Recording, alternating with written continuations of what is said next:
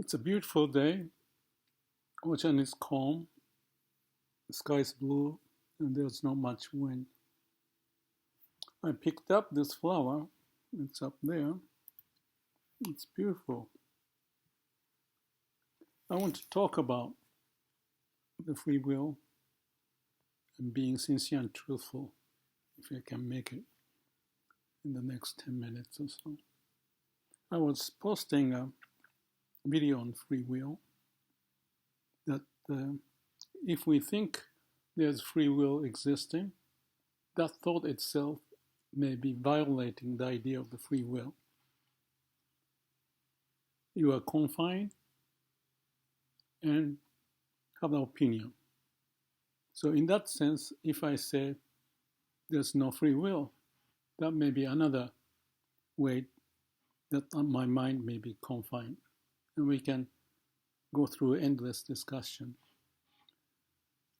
But originally, I had the thought that the free will is to be considered in relation to the will of the universe. And that's how the discussion of sincerity and truthfulness comes in. Some of you may know that I have posted various videos that we have like two universes. One inside our mind, we create image, often could be a false image and even delusionally one. So, but that's how we think. And in our heart, that's another dimension. I would call it there's a will of the universe. The definition of heart is not easy to explain, but the word that pops up is the words of universe, because that's the one, like a heart, origin of who we are, that we are born and come to this earth and living and thinking if we have a free will or not even. But origin, it's what I call the will of the universe. You can call that as God. But God is not my taste, but I can take it if you interpret God as the will of the universe or the laws of the universe prevailing. I can relate to that.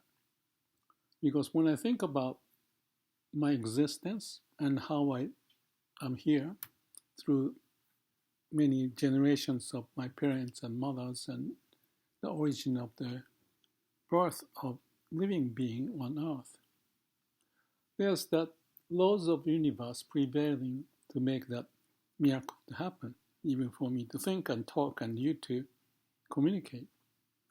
To me, this is nothing but miracle. And the source of miracle is something, or maybe it's not thing, it's laws. So it's the laws of universe that we have inside of us to brought us on this earth. So all the animals and plants, living beings, have the same element of laws of universe or the will of the universe. And in Buddhism, if I connect to that, they call it the Buddha nature. The nature of Buddha to be enlightened, liberated. I see it is connecting to the laws of universe that we identify with it. So like a Zen koan, who is the parent of you before your parents are born? The origin of parents. Again, that's the source, the core of our heart, how we went through the process of evolution from tiny being, amoeba, virus, whatever, and coming up to making the DNA longer and longer, more complex, and for us to be able to even think. So we are different, but we are the same in the other dimension, that we have that source of energy, the core of our being, sharing with the animals and plants and so forth. So there's a saying that all beings has the Buddha nature. So that point that we have some source in us to bring out the miracle and to experience what that means, not in concept in the brain, but connecting experientially. It's like a liberation away from the confined mind in the brain to realize the source of who we are. Mr. Nakayama called it X because we cannot relate to that. And the Buddha nature is just a concept, but what it points is the origin of our existence.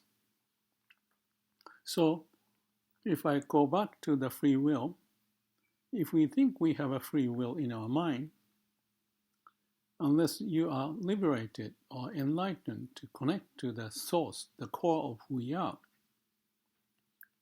Buddha nature or the laws of the universe, the will of the universe, it's just in our mind, which could be, like I said, a fake, or it may be correct, but depending upon the experiential base, experiential wisdom and compassion. Without that, it's an endless discussion that we play with words and logic and communicate to each other. So some say free will exists, and others say, no, it doesn't. But if we understand the construct of who we are, like I mentioned about that, we have the animal, living being structure in our heart that we share.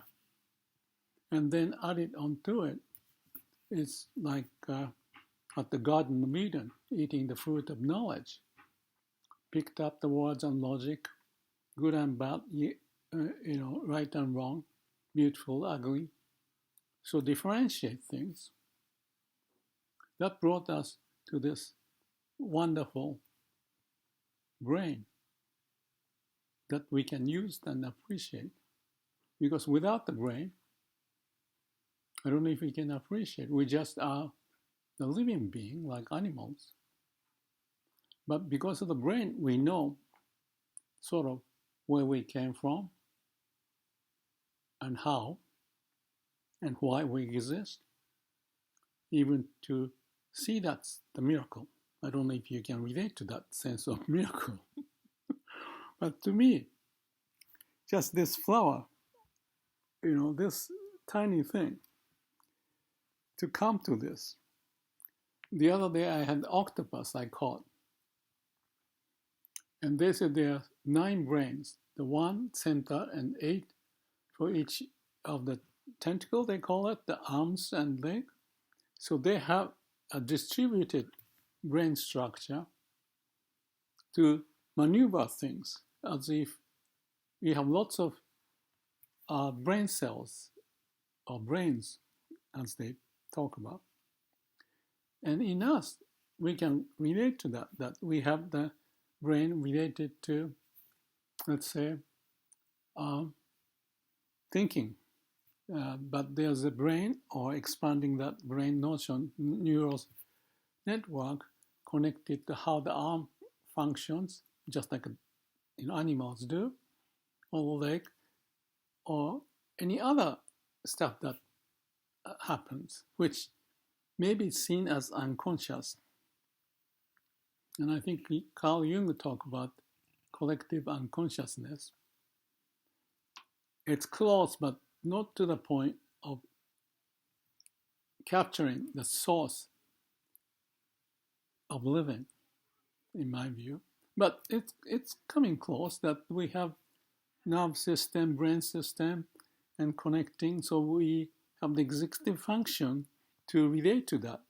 Not like arms and legs of the octopus, but in our way, on human, to do this and that. So if we can have the connection to the source of who we are, from this universe in the brain, which can be corrupt, create delusion, and have some bias, like free will is existing or not, yes and no, right and left, dividing, and construct the universe in that function, which is basically endless. But what's the core of that functioning is beyond the brain's capability. It may have inside of it, like heart is existing in the brain, but if the mind is too occupied with the thought and lose the connection to the heart, then we become like AI, wonderful thing that we can invent. But if we don't have the connection to the source, the heart, that's limiting. Limiting to the point that when we are deluded, it really takes some effort to overcome. And that's the enlightenment. That's the realization of the core of who we are in our heart, the will of the universe, to appreciate and live with that connection, so that we have a delusion. Well, my mind is functioning a little odd. So first thing is to realize. Biologically, you may feel that if you practice meditation like vipassana, or know who you are, not just in the brain, inside of the brain, but relating to how the flowers would be developed, and we have the same DNA. My understanding is the letus and human being has 50% or more equivalent of the DNA in human. And with chimpanzee, I understand maybe 97, 98% is the same. But the other 2% bring out the brain to make us to be more evolved. Evolved in the sense that we see, feel, find things better, but really realizing the connection to the heart. That to me requires going beyond the boundary of mind. And that is the idea through meditation and the word enlightenment come into my mind, that we have a connection to it. So with that connection, you see the world different, away from the egotistical way of looking at things, but as if we are the universe, connected to each other, relating to each other, and we see the linkage. Instead of me, egotistically or narrow-mindedness, to play in that small space, we can see different references of how people live, or the animals, and so forth. And we have the same essence behind it, the laws of the universe. So we appreciate our existence as much as we appreciate the relationship with others. It's like a customer-supplier relationship. Without them, we don't exist. With the benefit of what they provide, maybe creating oxygen from the trees or the food from the ocean, with that ecosystem being one, is whole of them caused by not the free will of the person, but let's call it the free will or the will of the universe. That's how the game is played. If you see that God is playing the game for us to play, and we understand the source code, the core of the laws of the universe and will of the universe, that's enlightening and relating to each other. So to close this, back to what I said originally, sincerity and truthfulness. In my bathroom, there's saying, be truthful.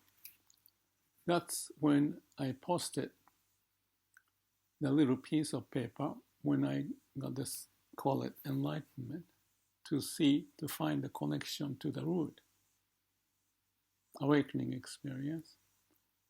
And I knew because of the corruption in the mind and habitual pattern, I may not be able to be connected all the time. But I wanted to be, because that's the rare experience, I thought, not just living in the mind, but opening up my mind and feel the sense of being with the way of the universe. Profound experience that I shared in some of the notes. This is 23, 24 years ago.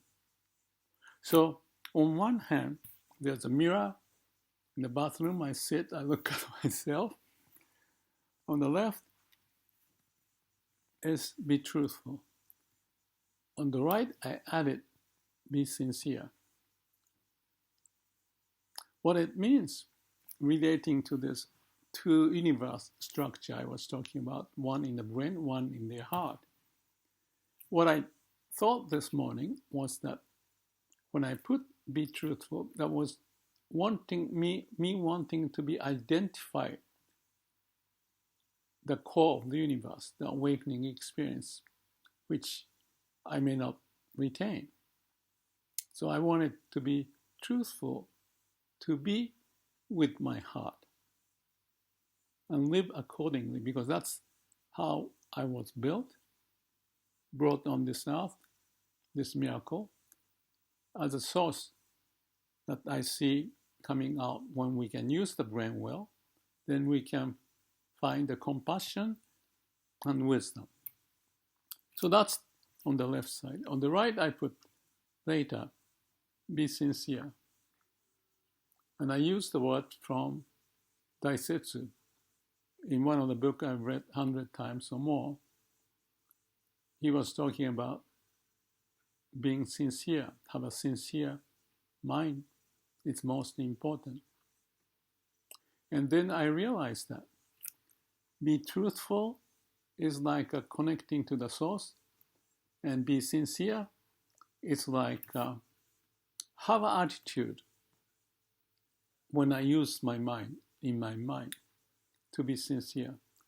So one is to be sincere to connect, and the other one is be truthful, so that what we can do with the connection is the wisdom and compassion that we or I can possibly bring out.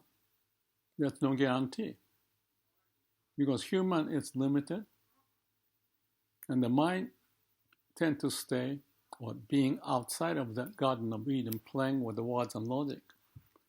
But the root of that, where we came from and why we are here, is that source I call the source of wisdom and compassion, that we can live while appreciating the will of the universe, the laws of the universe, and possibly be with the universe as it has been from the beginning, now, and into the future.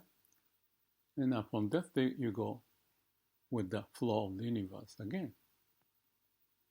Just a thought about the free will, brain and heart, the connection.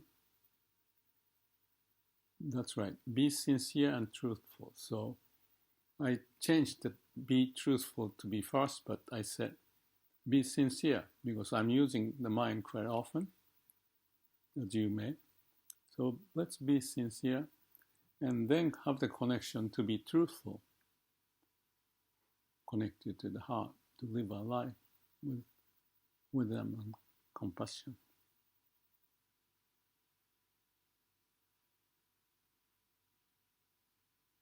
The butterfly just flew, dancing. Have a happy day, happy life.